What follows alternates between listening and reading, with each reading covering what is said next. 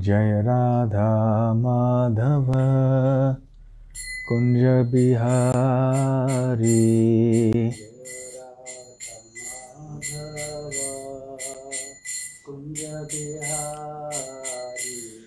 जय राधा माधव कुंज बिहारी।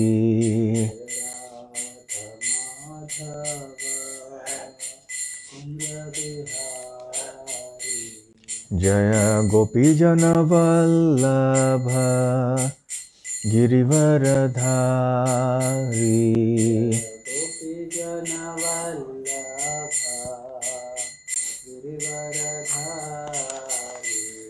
जय गोपीजन वल्लभ गिरिवरधारी।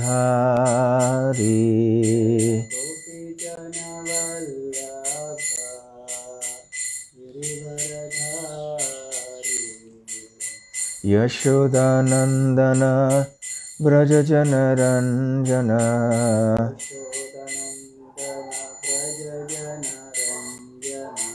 यशोदानंदन व्रज जनरंजन।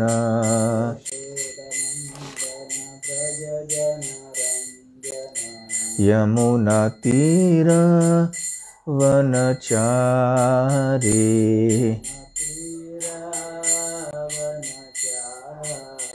यमुना तीर वनचारी।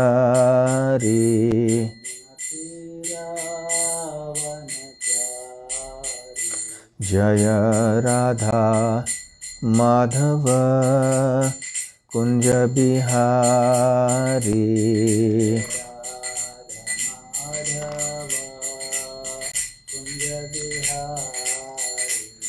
जय राधा माधव कुंज बिहारी।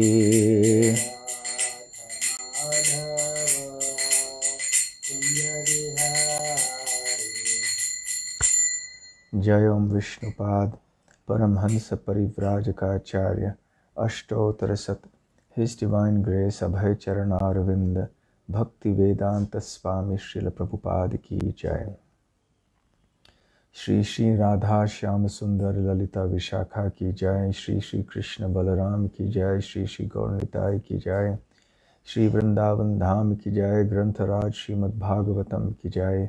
निताय गौर प्रेमानंदे। All glories to the assembled devotees. All glories to the assembled devotees. All glories to the assembled devotees. All glories, all glories, all glories to Shri Guru and Gauranga.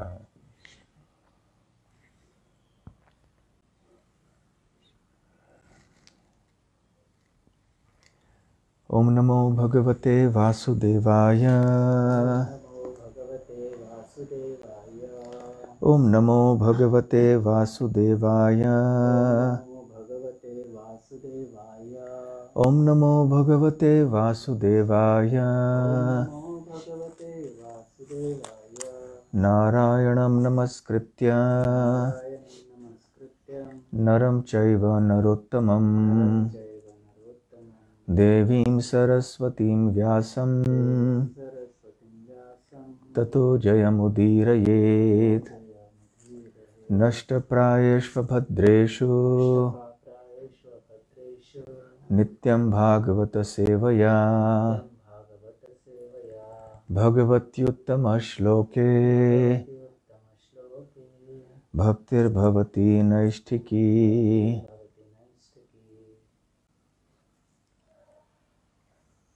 Reading from the Srimad Bhagavatam, Canto 5, Chapter 18, titled The Residents of Jambudvip Offer Prayers. Text 9. I'll just chant the verse by myself and read the translation. Swastyastu vishvasya khalaha prasidatam dhyayantu bhutani shivam mito dhiya manascha bhadram bhajata dadhokshaje aveshyatamno matirapya hetuki. Srila Prabhupada's translation. May there be good fortune throughout the universe, and may all envious persons be pacified. May all living entities become calm by practicing Bhakti Yoga. For by accepting devotional service, they will think of each other's welfare. Therefore, let us all engage in the service of the Supreme Transcendence, Lord Sri Krishna, and always remain absorbed in thought of Him. Om Jnanatimiraandhasya Jnananjanashalakaya Chakshurunmilitam Yena Tasmai Shri Gurave Namaha.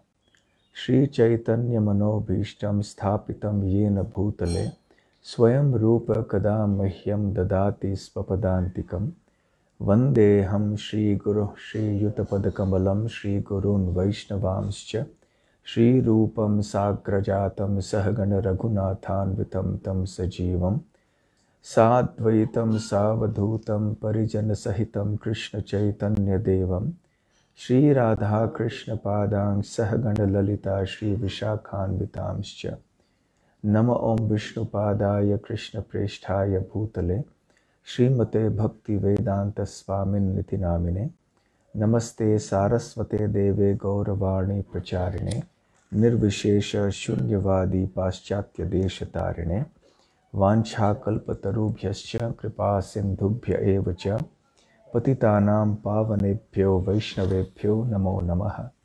Jai Shri Krishna Chaitanya Prabhu Nityananda Shri Advaita Gadadhara Shiva Sadi Gaura Bhakta Vrinda.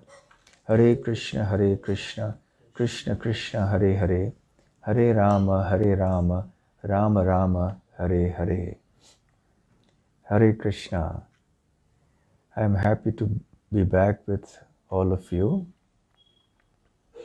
who are studying different courses at the Vrindavan Institute of Higher Education, VIHE. I am so glad that the VIHE is also organizing such morning classes in addition to the regular classes that happen for the Bhakti Shastri or the Bhakti Vaibhava courses. And I'm also happy that this is going on full swing even whilst the whole world is reeling under the effects of the COVID pandemic. A couple of days ago, I spoke on the subject of envy. That was part 1. And today will be part 2 on the topic of envy.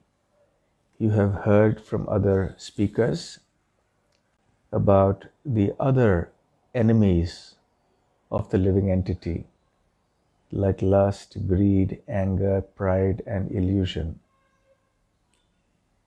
Last time, we spoke briefly about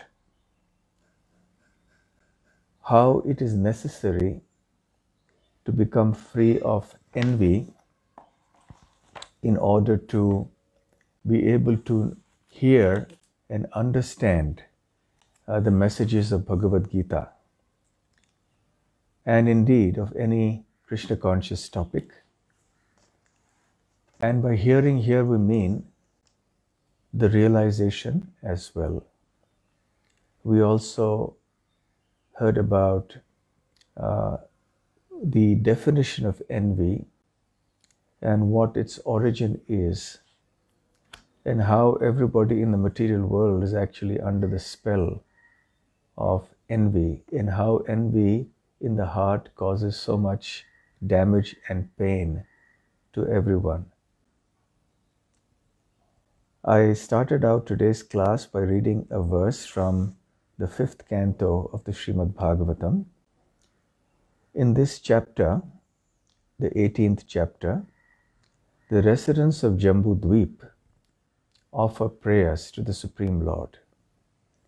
And amongst these prayers, we also find the prayers of Prahlad Maharaj, in which in the previous verse he starts off by saying, Om Namo Bhagavate Narsimhaya, Namastejas Tejase Avir Bhava, So he started off by offering his respectful obeisances to Lord Nrsimhadev, his worshipable deity.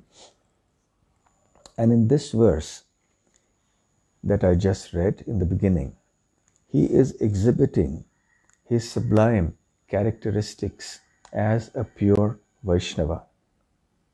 In the purport, Srila Prabhupada explains that a Vaishnava is actually like a desire tree, and the Vaishnava can fulfill anyone's desires. But Prahlad, being an exalted, pure Vaishnava, does not pray for himself. He prays for the welfare of all living beings, including not just those who are gentle, but also those who are envious and those who are cruel and mischievous. So this is the attitude of a Vaishnava, Srila Prabhupada says, that a Vaishnava is one who always thinks of the welfare of other living entities.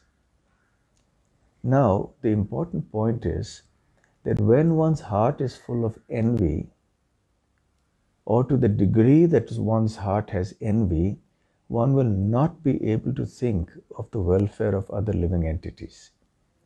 One's mind will be preoccupied with trying to do what one feels is best for oneself in the material conception of life. In order to be able to actually be a well-wisher of everyone in all circumstances is not easy. One has to have a very pure heart in order to be a true well-wisher of everyone. We see that Srila Prabhupada used to sign off his letters to his disciples or to devotees by saying, "Your ever well-wisher." It is only the pure devotee of Krishna, and of course Krishna himself, who can actually be true well-wishers of everyone. And the reason for that is, it is only the pure devotees and Krishna himself who are free from the malaise or the illness of envy. So long as envy exists in the heart, it is not possible for us to feel genuinely for the suffering of others. We may feel it to some degree, or we may feel it selectively for some people but not for others. But for the pure devotee of the Lord, this feeling is universal and ever present. This is what distinguishes a pure devotee. So Srila Prabhupada goes on to say in the purport that Srimad Bhagavatam and Bhagavad Dharma are meant for persons who are completely free of envy.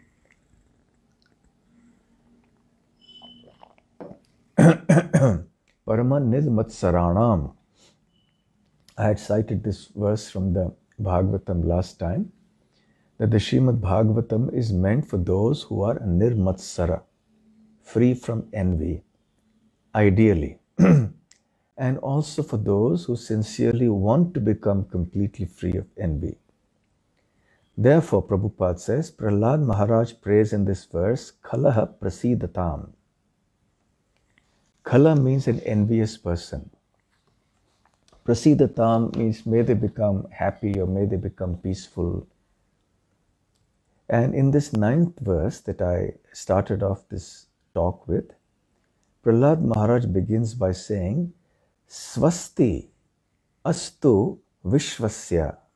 Swasti refers to auspiciousness. And you must have heard this word swasti when yagyas are being done. At the time of that, the performance of Homer's, swasti, the word swasti is used, auspiciousness. So may there be good fortune throughout the universe. Swasti astu vishvasya. The word vishva indicates the entire universe. Astu means let there be.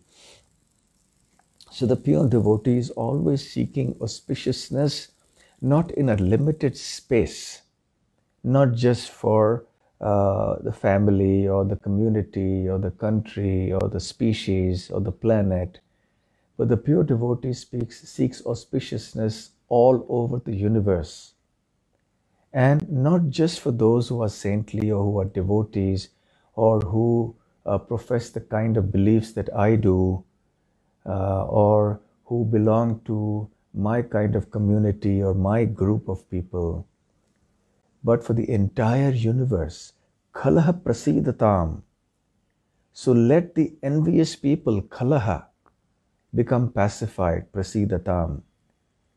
And what else is he seeking for the people of this world?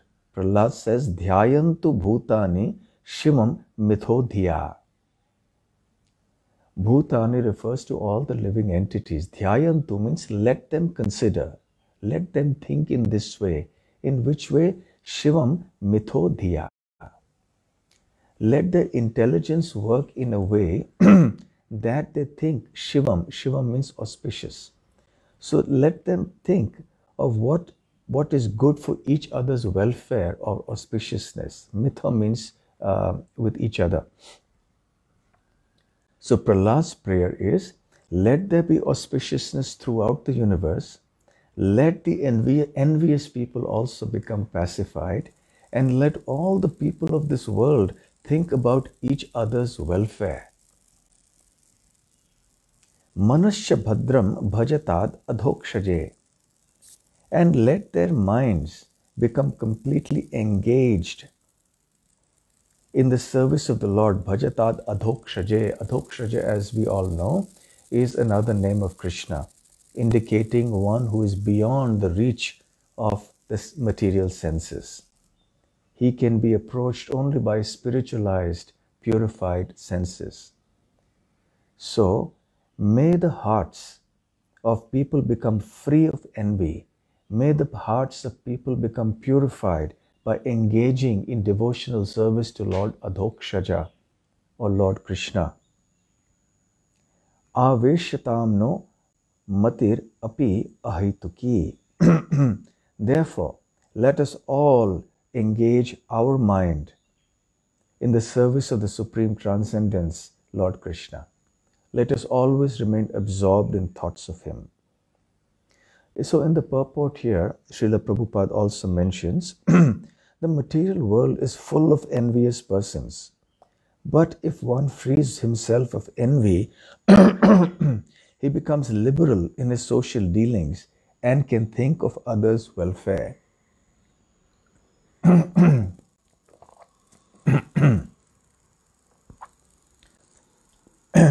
So Srila Prabhupada repeats the point that unless one is freed from envy, one cannot think of the welfare of others.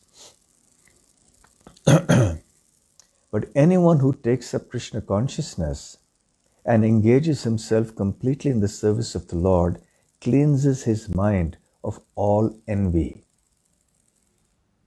So here is something interesting. Unless one's heart is free of envy, one cannot do genuine welfare work for others.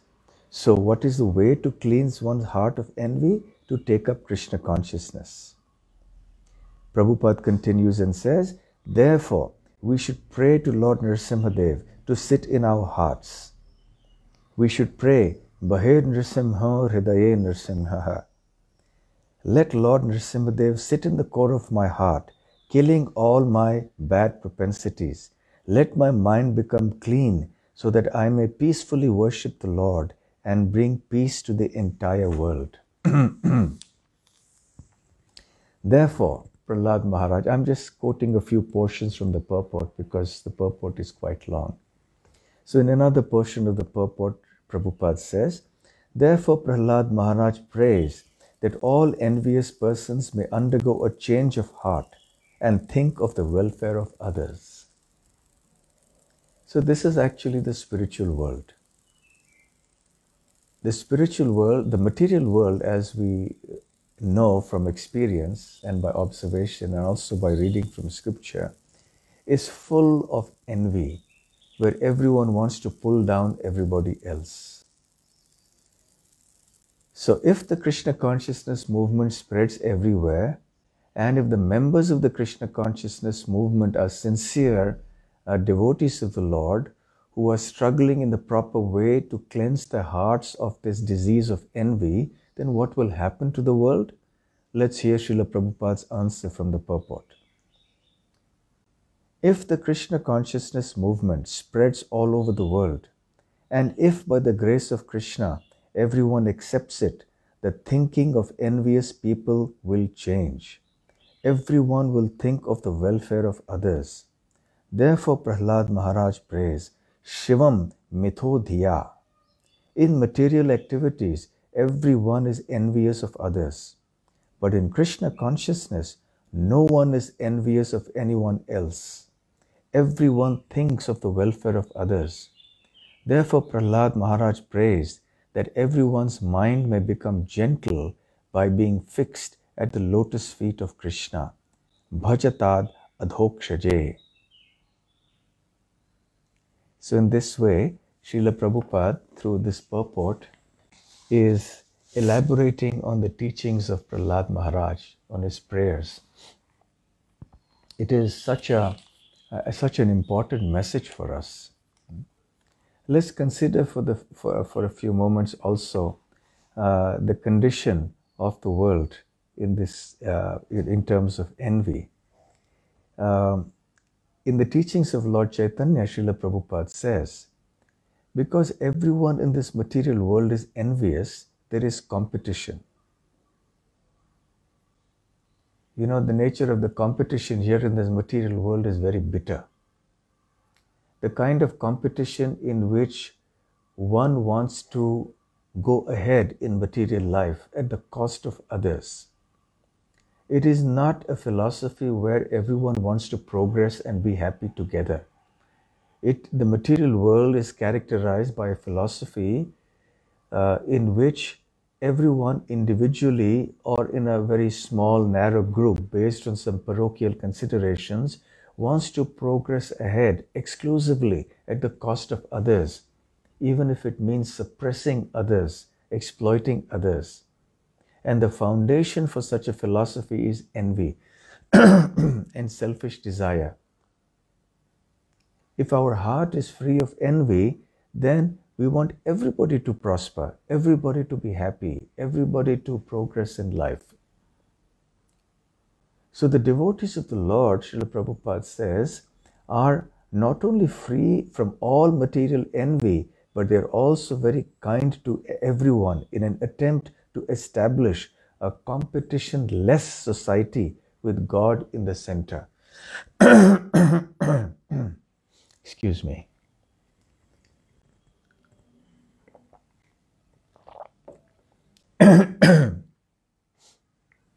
So this is a very important point. A competition-less world. That is what the devotees want to establish through the Krishna consciousness movement. The material world witnesses constant, bitter, malicious competition, where people simply want to pull each other down and get glory for themselves. But the devotees of the Lord don't want to establish such a civilization. They want to establish a world which is free of such malicious, materialistic competition. The competition of the devotees actually is, how can I help others go even further ahead than me? This is found in the spiritual world. Elsewhere, Srila Prabhupada has also explained the dealings of the gopis in relation to each other and Krishna. Each gopi wants to serve the other, to move closer to Krishna. They want the other gopis to move further. Radharani pushes the other gopis ahead. You go and serve Krishna. The other gopis are serving Srimati Radharani. No, you go ahead and be with Krishna. So in this way, the residents of Vrindavan are setting the perfect standard for service to Krishna by assisting others move ahead in the service to Krishna. The devotees of the Lord feel very happy when they see others becoming happy in Krishna consciousness. And Prabhupada explains the reason for that, because God or Krishna is in the center. Unless Krishna is in the center, unless that remains the exclusive focus of the devotees, or of anybody for that matter, there cannot be a competition-less world. There cannot be freedom from envy. So devotees, Srila Prabhupada says, have no need to compete with materialists because they are on the path back to Godhead. The devotees are not at all interested in all the things that the materialistic people are striving to achieve with so much hard work and anxiety, because they have accepted illusion or untruth, asatgrahat, sada samudvigna dhyat asatgrahat, and therefore they are full of anxiety, full of fear.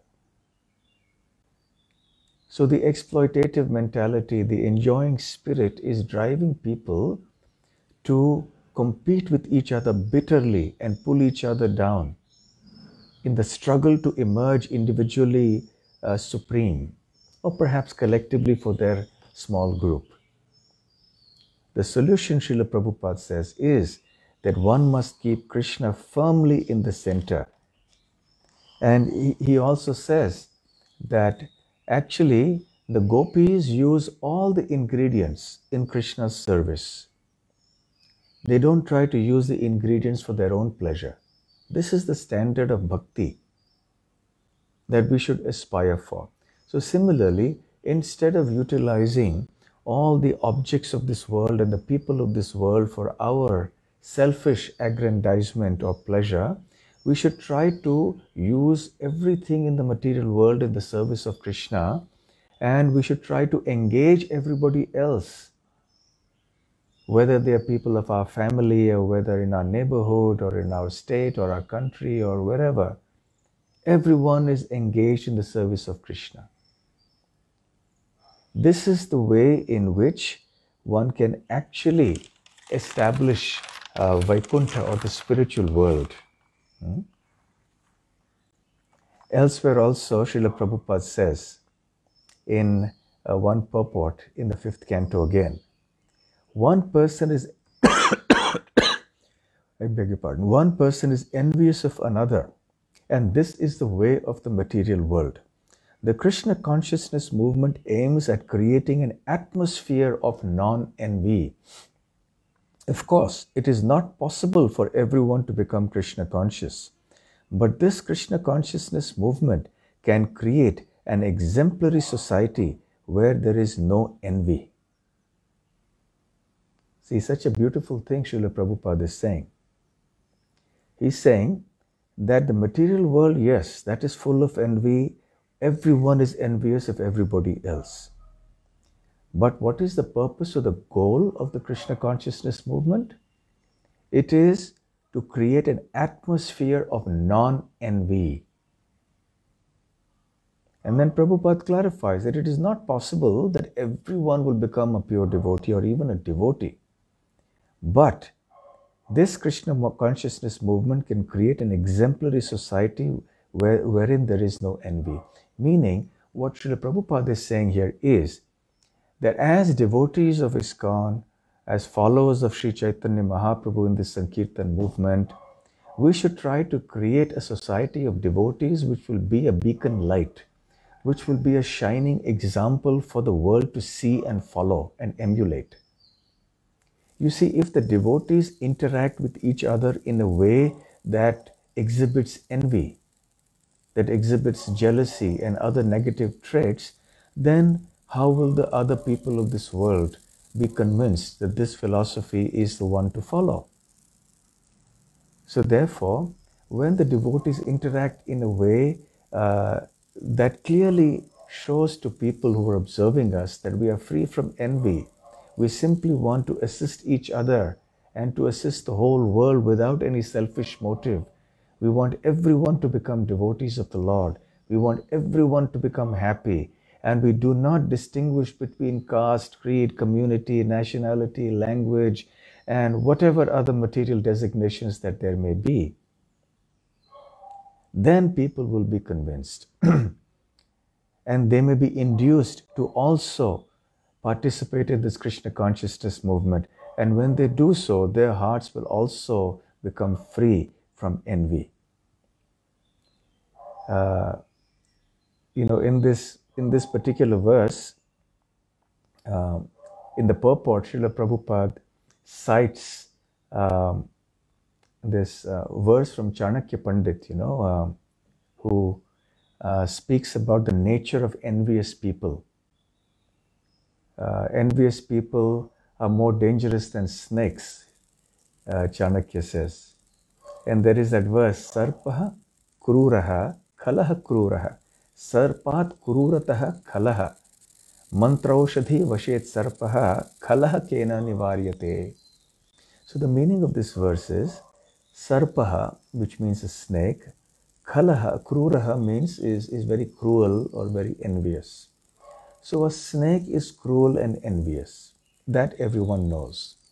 Because the nature of a snake is that it bites for no reason. Usually other animals, they will attack only if they feel threatened or if they are in some great need. Let's say a tiger will attack if it is starving and it's for days and it's hungry, it needs food, then it will attack. But even if a beast of prey comes close to the tiger and the tiger is full, the tiger will not attack that animal. So, but a snake is not like that. A snake attacks for no reason. And therefore a snake is considered a symbol of envy. So if you really want to criticize somebody, not that I'm suggesting we should, but if somebody wants to, indicate how envious a person is, he'll say he's like a snake. Because a snake is the symbol of envy. Because in that condition, a snake will bite anyone regardless of a cause. So Sarpaha Kururaha and Khalaha Kururaha. Khalaha refers to a human being who's envious. So an envious human being also acts in a cruel way. Sarpat Kururataha Khalaha. Even more envious than a snake is an envious human being. He's more dangerous, he's more cruel. So an envious human being can cause more harm or damage than a snake. Why is that? So Chanakya says, Mantraushadhi Vashet Sarpaha. So a sarpaha or a snake can be controlled, can be brought under control, Vashet, by mantra and aushadhi. Mantra means, some chants, some certain mantras when they are chanted, they can pacify or control a snake. Similarly, there are other herbs that can be used. I have personally witnessed this at some places, but it's a long story. When I was in one of the villages in India, where they cured a person of snake bite, just by chanting some mantras and using some herbs. There was this lady in the village who came in, howling with pain, and because she was bitten by a snake, because these people doing agricultural activities, they were harvesting, I think, the crops or something. The snakes were in the field, and she was bitten. And the villagers had accommodated me in a Hanuman temple in the village. So I was staying there in one room there. And then I heard this huge commotion, and this lady was brought in on a stretcher, and she was in a lot of pain. And then they called this person, and he was chanting mantras, and some kind of miraculous transformation happened, and she became all right. And the snake, poison or whatever it was taken away, and she went out walking. So anyway, Srila Prabhupada does mention this on some occasions that, a snake can be controlled by mantras and by herbs. So mantraushadhi vashet sarpaha khalaha kena nivaryate. So even if a snake is controlled like this, but there is no such remedy for an envious person. Nothing can be done. And we see this in the example of Duryodhana, He was envy personified. No matter what kind of good instruction or advice that he received from anyone, from his mother Gandhari or from his father Dhritarashtra in times when Dhritarashtra, got into that mood, from Sanjaya, the secretary of Dhritarashtra, or from Vyasadeva, or from Krishna himself, from Bhishma. Nobody's good instruction was able to penetrate into the consciousness of Duryodhana. His envy would not subside. And ultimately he tried to kill them all, and it culminated in the battle of Kurukshetra. And of course Duryodhana had to die at that time. So the point is that the nature of envy is such that it burns like a fire that can never be extinguished. No amount of good instruction, no amount of loving talk, nothing can satisfy an envious person. So, and in this world, we see this actually. All of us have experience of looking at the world around us. And when we introspect, we may see glimpses of that in our own heart also. When we may see traces of envy, when we see why is this person getting so much success or happiness or this or that, we feel a tinge of that sometimes in our heart. So anyway, but Prabhupada is giving us a very important point. As devotees, we are responsible for showing to the world how we can create a different world. Not a world out there that is full of these envious dealings. We have to set an example amongst ourselves as devotees that will make it obvious to the people at large that here is a group of people that is extraordinary. They are not like us. They don't envy each other. In fact, they are willing to do anything to assist each other to become happy, to make advancement, to make progress. It doesn't matter who is in the forefront, who is in the background. Somebody has to be in the forefront because the work has to be done.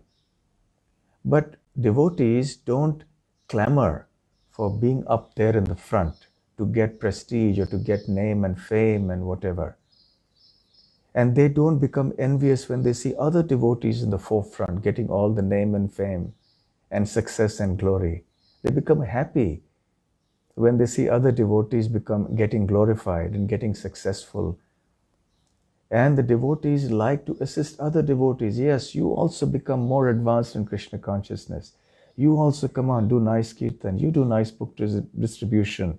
You give nice classes. You also become an expert devotee.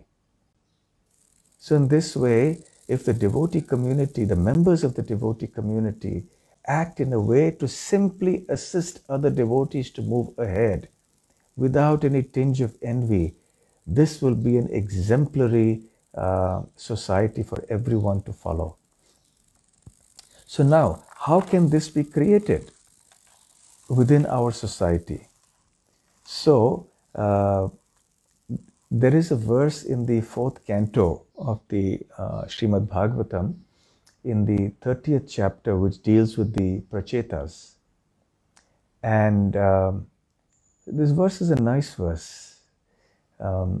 It speaks about how one can actually become free from envy and all the negative traits.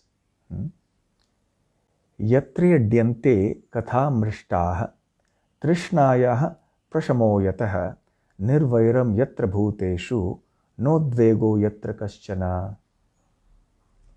So the meaning of this verse is wherever idyante means worship. Worship here means to actually accept. Katha mrishtaha. So wherever the kathas, the discussions of the Supreme Lord are worshipped, in other words, where there is constant discussions of Krishna going on, Trishnaya prasamoyataha. So all this hankering for material enjoyment, etc., will be subdued. There's all this exploitative spirit, the enjoying spirit, the quarreling spirit. The materialistic frame of mind will be destroyed. Wherever the kathas, the discussions of the Supreme Lord go on. And not just the enjoying spirit, but what happens? Nirvairam yatra bhuteshu, nodvego yatra kaschana. So devotee or people will become free from envy and enmity. Nirvairaha. Vaira means enmity or envy. So when one absorbs oneself in Krishna Katha and the holy names of the Lord, then one becomes free from envy, and one also becomes free from agitation, mental agitation. Na udvegaha. Udvega means agitation. So here is the formula that the Srimad Bhagavatam gives. Yes, we want to establish a society which is free from envy, but how to do that? This can be done by keeping the focus on hearing and chanting about Krishna. Yes, we have many other things to do which are also important. We have to maintain ourselves, we have to maybe have a business, or we have other services to do perhaps. But the focus on hearing and chanting should never be reduced. If we simply continue with this, then automatically everything that Srila Prabhupada referred to earlier will happen. And in the purport to this verse, Srila Prabhupada says that in the material world, everyone is envious of his fellow man. Animalistic envy exists in human society as long as there is no performance of Sankirtan Yajna. So envy is an animalistic quality, and that will exist in human society only till such time, Srila Prabhupada says, as there is no performance of Sankirtana, the congregational chanting of the holy names of the Lord. In other words, wherever there is constant chanting of the names of the Lord, there is constant hearing about the name, fame, form, messages and pastimes of the Lord, then there will be no envy. So therefore, as members of the Krishna consciousness movement, our foremost duty is to see that we absorb ourselves in this hearing and chanting process. When we do that, automatically we will become inspired, motivated to reach out to others and give them this most nectarian remedy for all problems. In the next verse here, Prabhupada says another good instruction. In the material world, everyone is envious of everyone else. But by vibrating or discussing the holy names of the Lord, one becomes non-envious and devoid of material hankering. Because of our envy of the Supreme Personality of Godhead, we have become envious of all other living entities. When one is no longer envious of the Supreme Personality of Godhead, there will be real peace, unity, and fraternity in human society. Such sublime instructions given to us by Srila Prabhupada. And when that happens, then automatically everything will be resolved.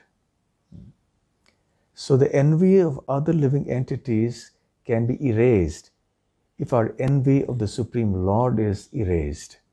And the envy of the Supreme Lord can be erased when we start loving Krishna. And we can start loving Krishna when we immerse ourselves in hearing and chanting about Krishna.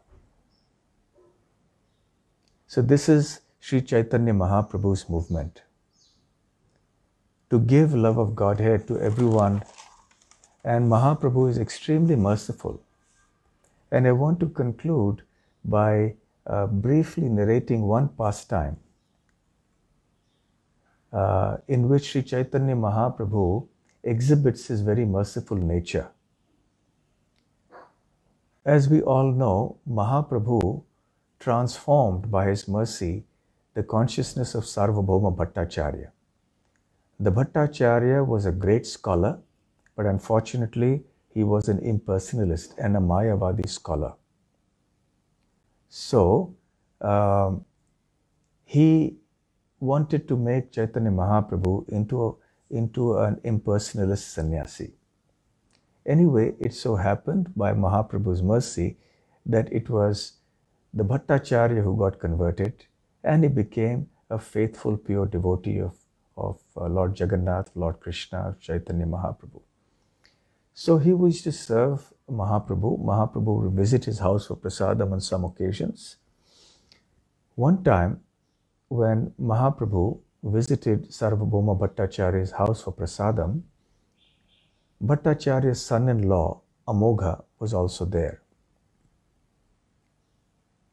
Bhattacharya's daughter was called Shati, and her husband was Amogha. Now, unfortunately, Amogha was a very envious person, and he would criticize the devotees and especially Sri Chaitanya Mahaprabhu.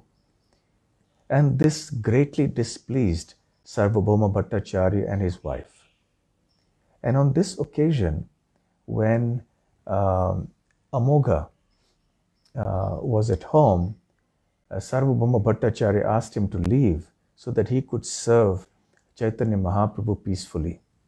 And he knew that Amogha had this habit of criticizing and being envious. Therefore, when he was serving Mahaprabhu, he wanted to ensure that Amogha would not enter and create a disturbance there. So, Sarvabhauma used to stand at the door with a stick to ensure that Amogha would not enter. But somehow or the other, when Sarvabhauma Bhattacharya became a little inattentive to the security department, and he became more absorbed in serving the different items to Mahaprabhu, Amogha he took advantage of this opportunity and entered into the room. And he saw that Sarvabhauma Bhattacharya had given so many items for Mahaprabhu to eat. And this disturbed him very greatly. And he began to say, here we see enough food to feed 10 or 20 people, and this one sannyasi is eating this all by himself. When Sarvabhauma heard this, he was enraged, and he ran after Amogha with a stick. But Amogha was much younger, and he was able to run away. And Sarvabhauma was feeling very bad about this. He was distraught with grief.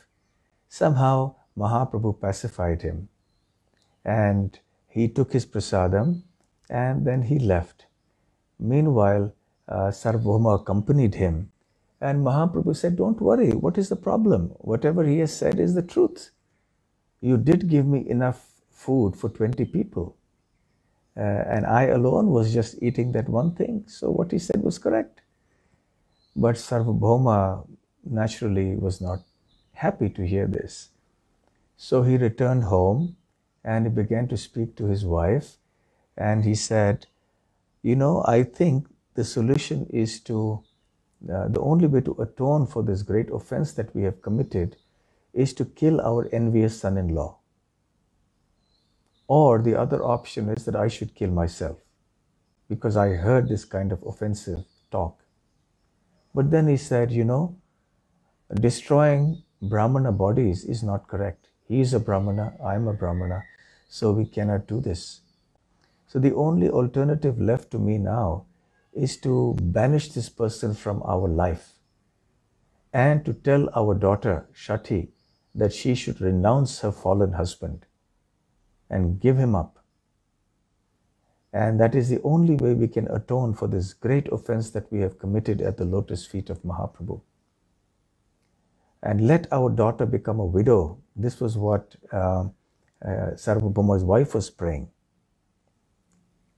So in any case, they were very, very sad. In the meanwhile, what happened is, the next morning, Mahaprabhu got information that Amogha, who had gone elsewhere to sleep, he had not come back home because he knew Sarvabhauma would beat him.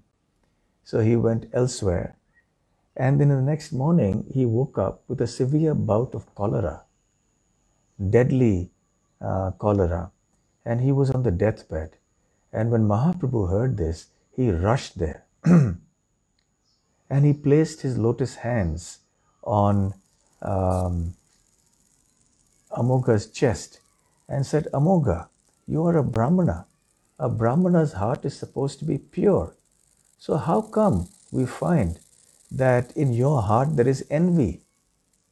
Envy has no place in the heart of a Brahmana. So please give up this envy and chant the holy names of the Lord. And because of Mahaprabhu's mercy and his touch to the chest of Amogha, Amogha's envy disappeared. And Amogha began chanting the holy names in great ecstasy. And he started exhibiting all the symptoms of devotional ecstasy. And all the devotees were struck with wonder. And then Mahaprabhu said, henceforth, Amogha, no longer will you have envy towards anybody in your heart. So this was a miraculous transformation that happened in Jagannath Puri. The same mercy of Sri Chaitanya Mahaprabhu is available to all of us today. Maybe not in such a dramatic fashion as Mahaprabhu personally coming to us and touching our bodies and relieving us of envy and giving us the ecstasy of Sankirtan. But the Sankirtan is available. The Krishna Katha is available. The association of devotees is available. The Krishna consciousness movement and all its facilities is available for us. So if we simply take advantage of this Krishna consciousness movement and sincerely strive to move ahead in our Krishna consciousness, then we will also receive that same mercy of Krishna consciousness. So therefore, the way to get our hearts rid of envy is, number one, to hear and chant the glories of the Lord in the association of devotees. Number two, to serve the devotees and appreciate them, to realize how wonderful it is that we have this association and how wonderful are the qualities that the devotees have, to appreciate that and be in a mood of service with respect to them. Just like in the Bhagavatam it is said that all the flowers in Vaikuntha, the beautiful flowers like Kunda, Parijat, Mandar, Punnag, Nagakeshar, etc., they all are pure devotees of the Lord. And when they see the service that Tulasi is offering to Lord Krishna or Lord Vishnu, they become overjoyed. They cannot serve the Lord like Tulasi can serve. But they don't become envious. They become appreciative of the services that Tulasi is rendering. So similarly, if we also appreciate the services that other devotees are rendering and we start serving them as well, then that will help us to get our hearts rid of this envy once and for all. And the third is to participate in the preaching movement, in the welfare activities of spreading Krishna consciousness everywhere. Then by engaging in that activity, we will actually become genuine well-wishers of everybody. So number one, therefore, is to engage in hearing and chanting about Krishna in all sincerity, regularly, every day. Second is to live in the association of devotees in a mood of service and appreciation of their qualities and service. And third, to participate in the welfare activities of the Krishna consciousness movement by reaching out and sharing Krishna consciousness with everybody. And by doing this, progressively our hearts will also become free from envy. Okay, so I think I've gone ahead a little more. So I leave some time for questions.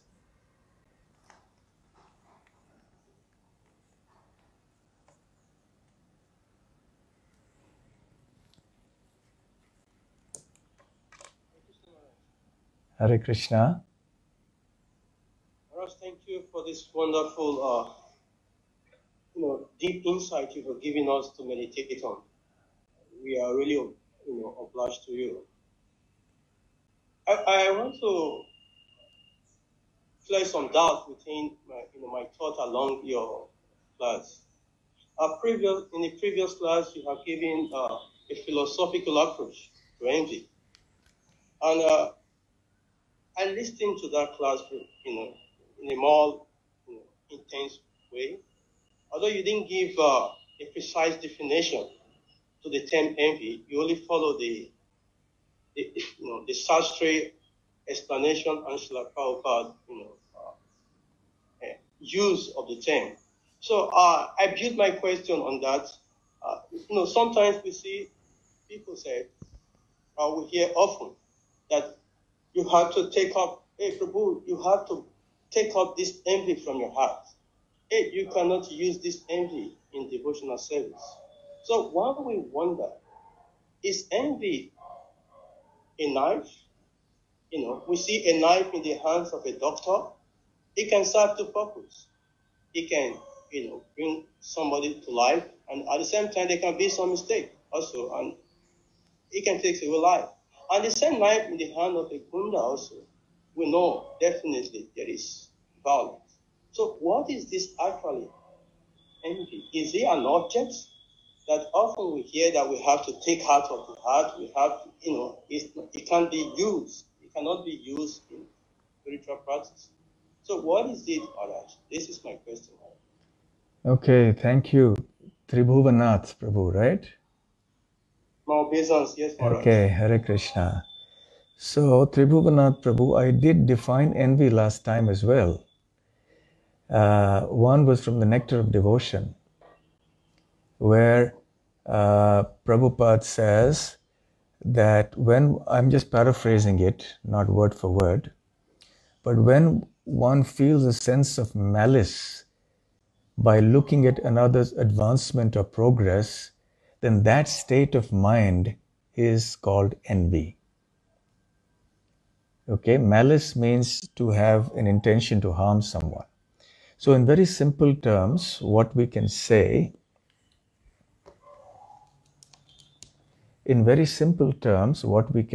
is, and that I mentioned also last time, that envy is the pain that a person feels when he or she sees the progress or the happiness or the success of another person. Or conversely, it is the happiness or the pleasure that one feels when one sees somebody else's failure or distress. Yes? So envy reflects in this way. So envy is a state of mind in which we cannot tolerate the well-being of others or the happiness and progress of others. And therefore, because there is envy in the heart, we cannot genuinely be well-wishers of others, and therefore we cannot actually do welfare work.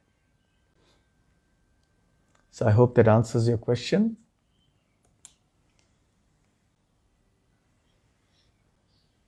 Okay, so is there any other question? Hare Krishna Maharaj. Hare Krishna. My obeisances to you. This was actually the real nectar. The shower you took early in the morning was nothing compared to the shower you just gave. Thank you so much. Just a small comment and then a question. I heard somewhere Srila Prabhupada or some senior devotees or some class that this is the one quality that we cannot use in devotional service. You can even use sometimes anger in devotional service, but envy cannot be used in any way in devotional service in relationship to the analogy of a knife in the hands of a doctor or of a surgeon or a bad person. Is that true? That's my question to you. And my second part of the question would be small bouts of jealousy and similar sentiments. Does that also lead to gross envy in the end? Thank you, Maharaj. Okay, thank you, Advaita Krishna Prabhu. From where are you from? Mauritius, okay. Um, so your question is whether envy can be utilized in Krishna's service. Yes, you're correct. Generally, envy is the one thing we cannot use in Krishna's service. Although envy does exist on the spiritual platform, in the spiritual world, but not in the way that it exists here. You know, it exists on the platform of pure love to make the pastimes of the Lord more relishable and exciting and adventurous. Therefore, you may have the left-wing gopis, right-wing gopis, you know, all that, and one group and the other group, but those do not exist on the material platform. They exist on the platform of the highest level of Krishna Prema. So, also we see in one purport, Prabhupada says that Lakshmi Devi is envious of Tulasi Maharani because even though Lakshmi Devi is on the heart of the Supreme Personality of Godhead, seated on his chest actually as Sri Vatsa, yes. But she has to go every now and then to cater to the needs of her worshippers who are all over the place. Whereas Tulasi Maharani, Tulasi leaves remain fixed at the lotus feet of the Lord and they don't go anywhere. So the quality of service rendered by Tulasi leaves is higher than that of Lakshmi, and Krishna appreciates the service of Tulasi more than he does the service of Lakshmi Devi. So therefore, because Tulasi remains fixed at the Lord's lotus feet, Lakshmi Devi becomes a little envious. But we have to see that this envy is not material envy. It is a kind of appreciation, which is the spiritual, the corresponding spiritual phenomenon or state of consciousness in the spiritual world. See, everything in the spiritual world exists in pure form, and it is reflected in a perverted form in the material world. Right? So prema or love transforms into lust and exists here as that. Then we have illusion, which exists in the material world, but it exists as pure knowledge in the spiritual world. Right? So there is greed in the material world, but there it exists as complete satisfaction and happiness. You know, what exists here as anger actually exists as compassion in the spiritual world. So the corresponding element in the spiritual world to anger is, compassion, the spiritual equivalent of it. Similarly, for envy, the corresponding equivalent is appreciation. To actually appreciate something. So when Srila Prabhupada mentions that Lakshmi Devi is envious of Tulasi, we can understand it is in the sense of appreciation. Similarly, for us, we can't use envy directly, but we should try to use its original spiritual form, which is appreciation. And we appreciate that the wonderful qualities of the Lord or of the devotees like that. And that's how we can make advancement. Okay, I don't know if we have time for another question. Yes, okay. Yeah, one or two more questions and then we'll wind up. Yes. Hare Krishna. Hare Krishna, Mother. This is Ballam Mehta. May I ask? Yes, please. Yes, Maharaj. Thank you very much.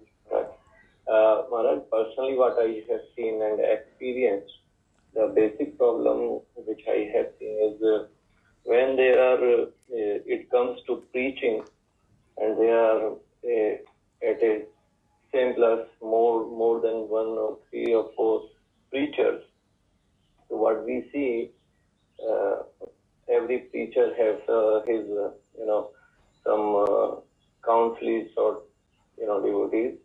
So then relationship among those devotees, those who are preaching, it becomes becomes, disturbed, and somewhere it seems that envy plays the role. So how to cope up with such situations?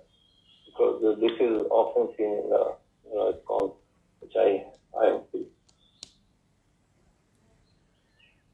Well, apart from the three things that I mentioned earlier about tackling envy, in situations like this, also at a practical level, what helps is some good organizational measures to take of who preaches where. You have a proper kind of division of services so that the opportunity for possibility of such things is reduced. So one needs to organize the things better. So there must be some good level of planning and organization and management to make sure that these things don't happen where people are doing the same program or something. But ultimately, whatever be the organizing and management we may do, it's a matter of the heart. So we have to ultimately come to terms with the fact that we have to appreciate other devotees and try to focus on our hearing and chanting so that we can overcome whatever traces of negativity there may be about others in our hearts. Okay, one final question.